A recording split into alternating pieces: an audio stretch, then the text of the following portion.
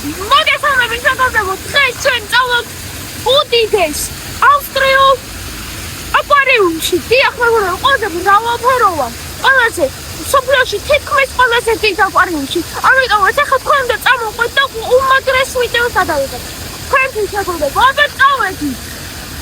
ამხელა რიგია და ძალიან მოთხოვნადი აკვარიუმი. მოდით შევჭრით.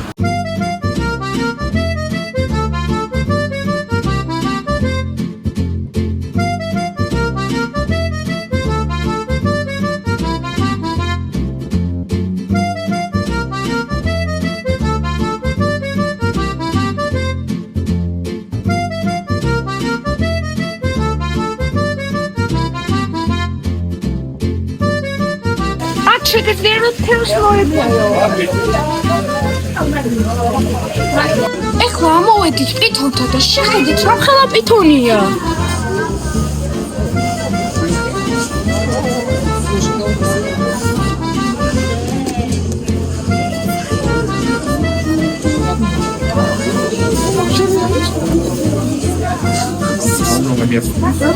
ეს დიდი გველი კიდევ Ramsula Bolivia.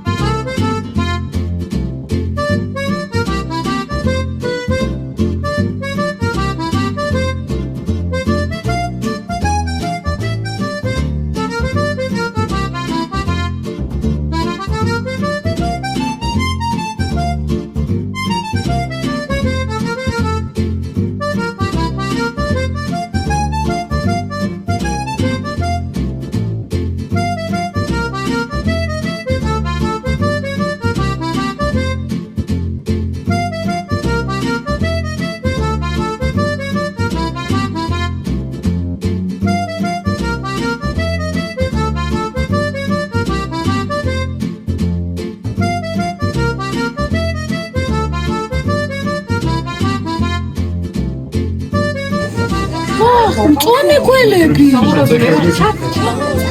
შეგვიდა იმება. ეს ხაშიში იქნება რომ დღეში შევხვდე.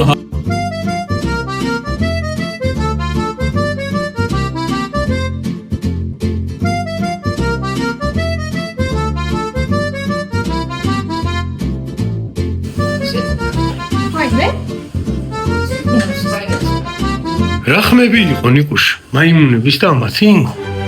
ხო, ეს უკეთ ერთას.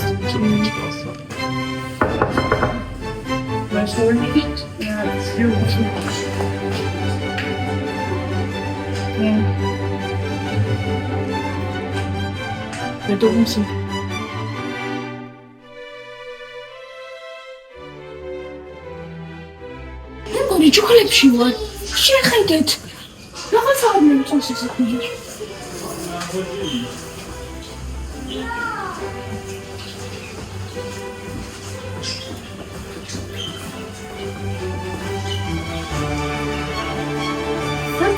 What? To the just meditations.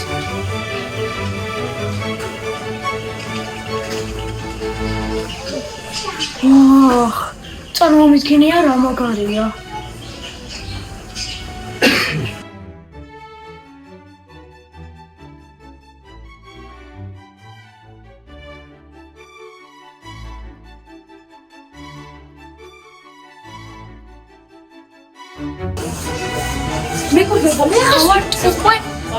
Შუქინების სართულზე. დიახ, მეგობრებო.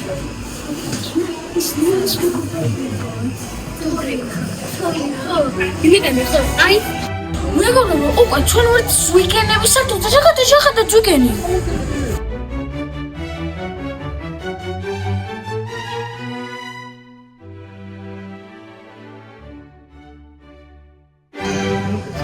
Whoa!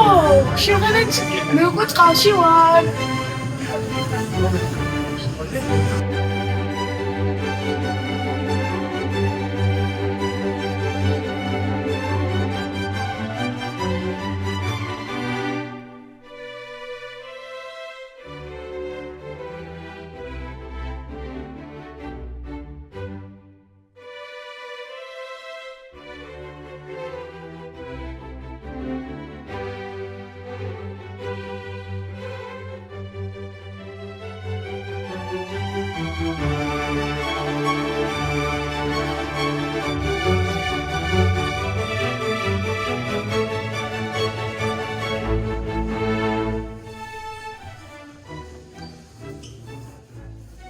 მეგობრებო, ცოცხალია.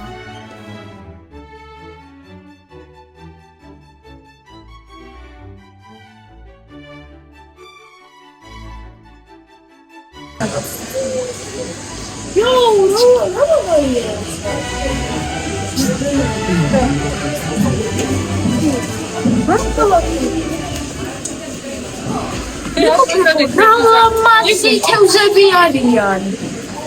შეხედეთ.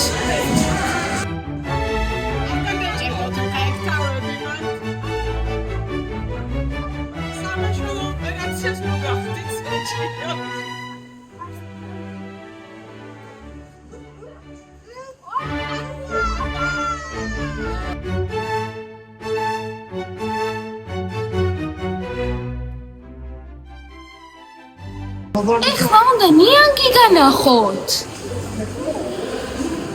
Sala povalo to već. Sala čeva. Ha. Gledaj. Alligators.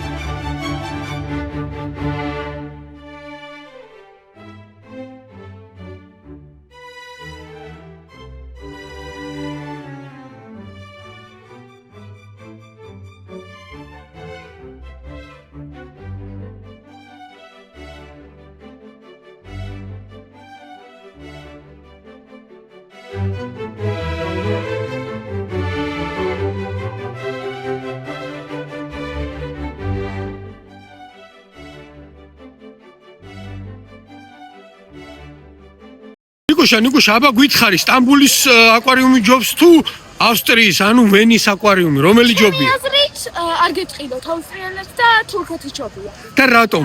იქ უფრო მრავალფეროვნება იყო ზღვის და ოკეანის კუთხით, ხო? დიახ, და მანდ იყო შავი ზღვა, ულამაზესი იყო.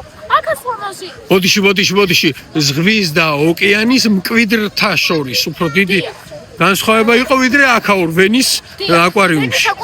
მაგრამ ეს რატო იყო მრავალფეროვანი? ეს იყო, იმიტომ რომ ცხოველები, თევზები, ნიანგები, დიდი გველები, მაიმუნჩიკები. და ასე შემდეგ. მეგობრებო, ამას აკვარიუმს მე ვერ დავიწყე. იმიტომ რომ მე მეგონა, რომ აქ იქნებოდა მარტო თევზები. მაგრამ თორემ ყოფილა აქ შენ ელოდებოდი ზღვის და ოკეანის ბინადრებს, მაგრამ აღმოჩნდა რომ შერეული იყო. დიახ, ამიტომაც უნდა გამოიწეროთ ჩემი არხი, იმიტომ რომ ესეთ კონტენტს ვერსად ვერ ნახავთ. აბა, წავედი.